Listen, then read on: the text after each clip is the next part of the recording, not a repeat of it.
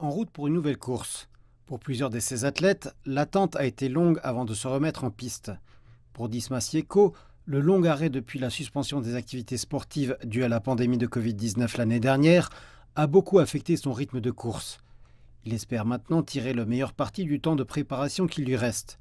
Yeko est considéré comme un futur espoir du 5000 mètres et il nourrit déjà de grandes ambitions, les Jeux olympiques de cette année. La qualification olympique demeure ouverte jusqu'à la fin juin.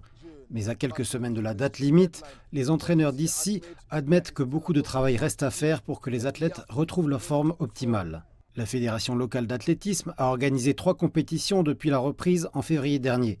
Si certains résultats impressionnants ont été enregistrés, quelques secondes de moins pourraient permettre aux coureurs de se qualifier. La course de fond a été superbe. Nous avons suivi le cross-country à Tororo et c'est une formidable performance. Ce sont de jeunes coureurs qui sont venus sans nos stars clés et qui ont couru les 10 km en 29 minutes, ce qui montre qu'ils sont hors et déjà prêts.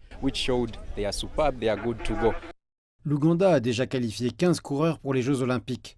Une nouvelle addition pour les courses de fond pourrait fournir une solide sélection qui comprend déjà des champions du monde en Joshua Cheptegei et Jacob Kiplimo. Je pense que nos perspectives à la course de fond vont se révéler formidables. Je sais que nous obtiendrons de bonnes médailles. Pour le moment, nous avons les meilleurs coureurs du monde. L'Ouganda vient remuer les courses de longue distance, volant les meilleures places dans des compétitions qui étaient habituellement dominées par le Kenya et l'Éthiopie. Davantage d'espoir pourrait venir de coureurs comme Yeko, qui doivent encore entrer sur la grande scène.